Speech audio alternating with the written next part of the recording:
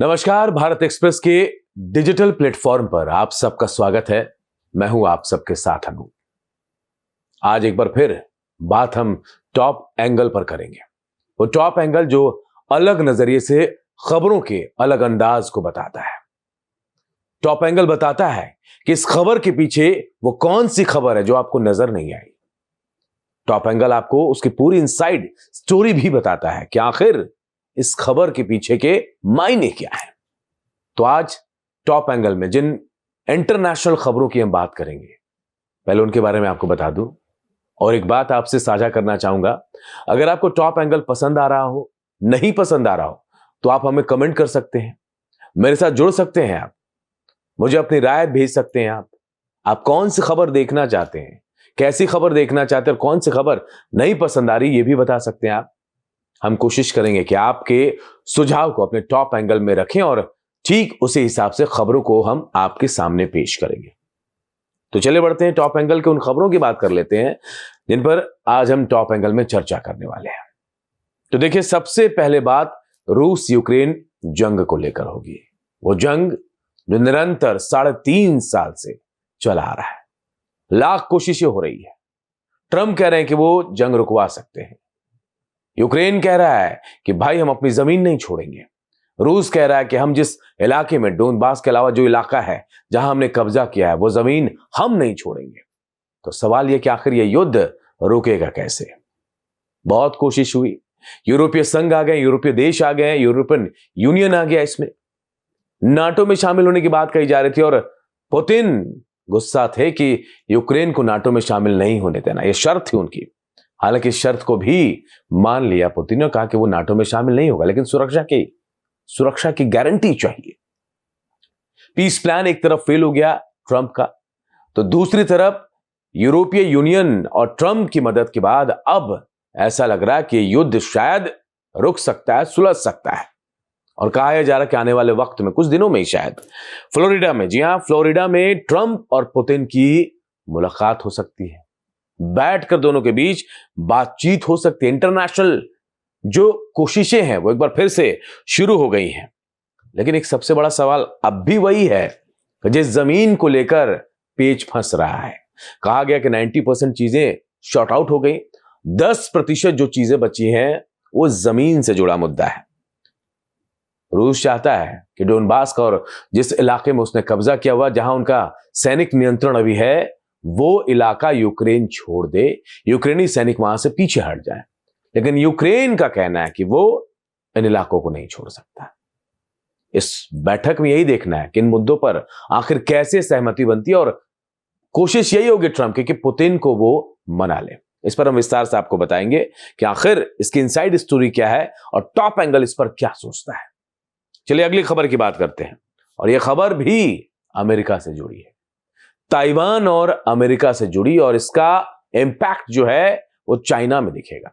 जी हां, आप सबको पता है कि ताइवान को लेकर चीन हमेशा से ही ये कहता रहा है कि ताइवान हमारा है, जबकि ताइवान के साथ तनातनी भी चल रही है। और इसी बीच देखिए एक ऐसी खबर आ गई अमेरिका की तरफ से जो चीन को नाराज कर सकती है। जी हां, कहा यह जा रहा है कि ताइवान के बेहद करीब अमेरिका जा रहा है धीरे धीरे, और कहीं ना कहीं ये चीन को खटक रहा है। देखिए, एक सैन्य समझौता हुआ है किसके बीच, ताइवान और अमेरिका के बीच, इसको मंजूरी भी दे दी गई है।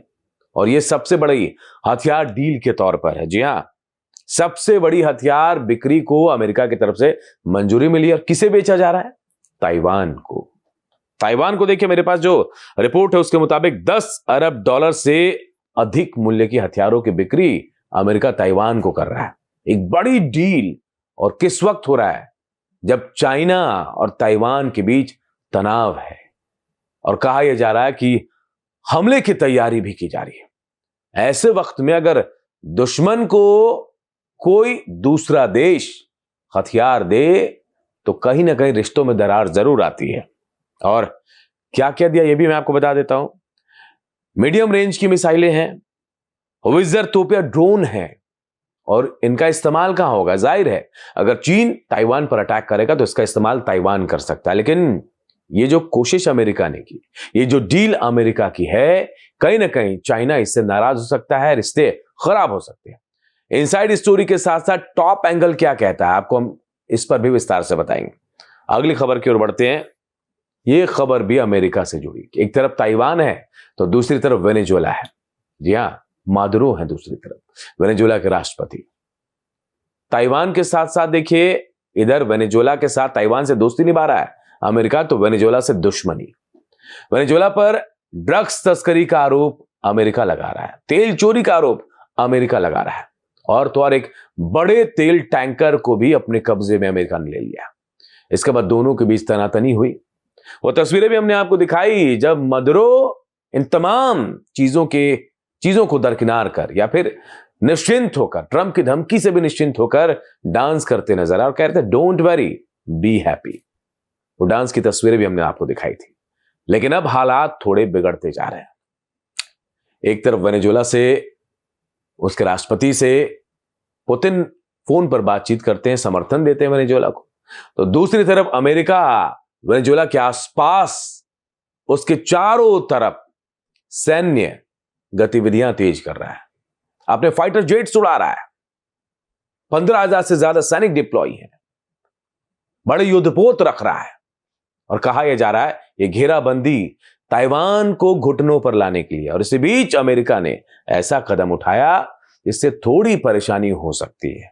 जी हां, कहा यह जा रहा है कि प्रशांत महासागर में एक बार फिर एक जहाज पर ड्रग तस्करी का आरोप लगाकर अमेरिका ने घातक हमला किया है, और इस हमले में 4 लोगों की मौत हो गई। आरोप वेनेजुएला पर है कि ये उनका जहाज है जहां से ड्रग तस्करी होता था, और ये हमला एक बार फिर वेनेजुएला को गुस्सा दिला सकता है। लगातार अमेरिका ऐसी कोशिश कर रहा है, और कहीं ना कहीं उसकी कोशिश के पीछे का मकसद है कितना दबाव बढ़ा दिया जाए, इतनी घेराबंदी कर दी जाए वेनेजुएला की हर तरफ से कि वो परेशान होकर अमेरिका की बात मानने पर राजी हो जाए। माना तो यह भी जा रहा है कि अमेरिका की नजर वेनेजुएला के तेल डिपो पर है, जो विश्व का सबसे बड़ा तेल भंडारण का डिपो, या फिर तेल सबसे ज्यादा, और उस पर नजर अमेरिका की। लेकिन इसका क्या इंपैक्ट होगा, हम आपको इस बारे में भी विस्तार से बताएंगे टॉप एंगल में। अगली खबर बढ़ते हैं, और यह खबर पाकिस्तान से जुड़ी, आसिम मुनीर से जुड़ी, और कनेक्शन अमेरिका से ही है। कहा यह जा रहा है कि आसिम मुनीर पाकिस्तान को खतरे में डाल सकते हैं। मैं ऐसा क्यों कर रहा हूं आपको यह भी समझा देता हूं। दरअसल आसिम मुनीर ट्रंप के बहुत करीब जा रहे हैं। आपने देखा 2 बार वो अमेरिका जा चुके हैं, और ट्रंप का वो साथ रहते हुए उनके साथ में नजर आए, और ट्रंप की बिरयानी भी खाई है। आपने देखा था उन तस्वीरों को, कई सौगात ट्रंप को दी गई। लेकिन ट्रंप इस बार मुनीर के जरिए कहीं ना कहीं पाकिस्तान को मुश्किल में डाल रहे हैं, या फिर यूं कह लें कि मुनीर ट्रंप के करीबी हैं, लेकिन यह रिश्ता अब कहीं ना कहीं पाकिस्तान के लिए मुश्किलों भरा होगा, क्योंकि ट्रंप चाहते हैं कि गाजा में एक ज्वाइंट सेना हो, जो तमाम देशों के, अरब देशों के साथ पाकिस्तान भी इसमें शामिल हो, और इसलिए मुनीर अमेरिका भी जा रहे हैं। और मुनीर के साथ मजबूरी क्या है, वो एक तरफ ट्रंप को मना नहीं कर सकते, मना किया तो मुश्किल में पड़ जाएंगे। दूसरी तरफ अगर उन्होंने ऐसा किया तो उन्हें पाकिस्तान की सेना को गाजा में डिप्लॉय करना पड़ेगा, और उनकी रखवाली के लिए भी। लेकिन यहां परेशानी बढ़ सकती है। कहा जा रहा है कि यह रवैया मुनीर का पाकिस्तान में विद्रोह ला सकता है। इंटरनली कहा जा रहा है कि गृह युद्ध जैसे हालात हो सकते हैं, विद्रोह शुरू हो जाएगा, और मुनीर के खिलाफ ही विरोध शुरू हो जाएगा। इसलिए मैं कह रहा हूं कि आपको कि मुनीर का ट्रंप का करीबी होना कहीं ना कहीं पाकिस्तान के लिए खतरे की घंटी है। क्यों, पूरी खबर मैं आपको टॉप एंगल से बताऊंगा। अगली खबर धुरंधर की। वो धुरंधर जो धुरंधर है कमाई के मामले में, वो धुरंधर है शानदार फिल्म के मामले में, और धुरंधर का जलवा सिर्फ भारत नहीं पूरे विश्व में चल रहा है। भले ही अरब देशों में 7 मुस्लिम देशों ने, गल्फ कंट्रीज में बैन किया हो धुरंधर को, लेकिन पाकिस्तान में धड़ल्ले से देखी जा रही है। धुरंधर। पाकिस्तान के लोग खुश भी हैं, लेकिन पाकिस्तान में भारत की कोई बात इतनी जल्दी हजम हो जाए ऐसा होता नहीं है। बिल्कुल दूसरा हो रहा है इस बार। धुरंधर ने रिकॉर्ड बनाया।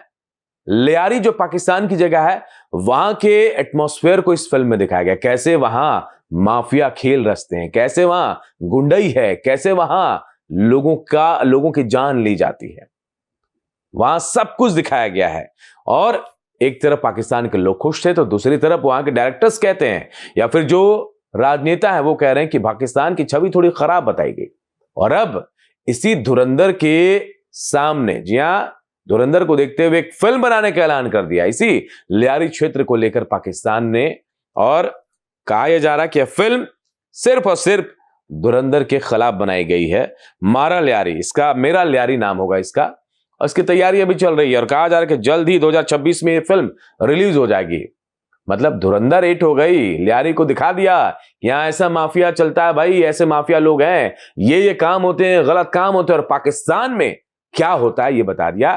तो अब कहीं ना कहीं इसी लियारी को दिखाकर पिद्दी पाकिस्तान एक गलत सोच के साथ उसके खिलाफ धुरंधर जैसी फिल्म बनाने की कोशिश कर रहा है। इससे जुड़ी खबर भी हम आपको बताएंगे। ये धुरंधर जैसी बनेगी क्या नहीं ये तो नहीं कह सकता मैं, लेकिन कोशिश पाकिस्तान कर रहा है। ये खबर भी आपको टॉप एंगल में बताएंगे। चलिए अगली खबर की बात करें तो बांग्लादेश की खबर होगी, उस बांग्लादेश की जिसे आजाद कराने में भारत ने महत्वपूर्ण भूमिका निभाई, या फिर कह लें कि आज बांग्लादेश है तो उसके पीछे सिर्फ भारत वजह है। लेकिन आज वही छोटा सा बांग्लादेश भारत के खिलाफ जहर उगल रहा है। एक तरफ वहां चुनाव होने हैं फरवरी में, लेकिन उससे पहले हिंसा शुरू हो गई और साथ ही शुरू हो गई भारत खिलाफ बयानबाजी। जी हां, भारत के खिलाफ वहां बयानबाजी हो रही है। कौन बयानबाजी कर रहा है? वहां की वो छुटभैये नेता, वो सेना के पूर्व जवान जिनका कोई रसूख नहीं हुआ चुनाव लड़ने की तैयारी कर, लेकिन भारत के खिलाफ बयानबाजी कर रहे हैं। जी हां, मैं आपको बताऊं तो बांग्लादेश में इस वक्त हालात बेहद खराब है। हालात इतने खराब हैं कि वहां जो भारतीय दूतावास है या फिर वीजा सेंटर जो है वीजा सेंटर को तो बंद कर दिया गया क्योंकि खतरा था वहां, और भारतीयों के खिलाफ जैसे नारेबाजी हुई, जैसे मार्च किया गया, उसके बाद यह खतरा और बढ़ा और भारत ने आपत्ति भी जताई। बांग्लादेशी जो उच्चायुक्त थे उनको बुलाया गया, उनको खरी खोटी सुनाई गया और उसके बाद वहां जो सेंटर थे उनको बंद किया गया है। हसनत अब्दुल्ला, जहां एक छुटभैया नेता जो चुनाव लड़ने की इच्छा रखता है, वो भारत के खिलाफ बयान दे रहा है कि आपको, जी हां, उसने कहा कि अगर आप गोली देखते ही गोली मारने का आदेश, जी आपकी पॉलिसी है, ये आपका आदेश ये होता है, आप इसको मानते हैं, लेकिन मैं देखते हुए सलाम करने की पॉलिसी को क्यों मानूं? मैं ऐसा नहीं कर सकता। और ये किसके खिलाफ है? भारत के खिलाफ। वही देखिए एक और सैन्य अधिकारी हैं, पूर्व सैन्य अधिकारी, उन्होंने भी कहा कि भारत के टुकड़े टुकड़े होंगे तभी बांग्लादेश का भला हो सकता है। यह बयानबाजी ऐसे वक्त में हो रही है जब बांग्लादेश में चुनाव होने पूरी तैयारियां चल रही है, लेकिन भारत ने इसका विरोध भी जता दिया और आने वाले वक्त में इसका इंपैक्ट भी दिखेगा। तो ये वो तमाम खबरें जो टॉप एंगल में हम आज आपको दिखाएंगे, तो जुड़िएगा मेरे साथ रात 10 बजे भारत एक्सप्रेस पर टॉप एंगल में पूरे खबरों के एनालिसिस और इनसाइड स्टोरी के साथ। आप देखते रहिए भारत एक्सप्रेस।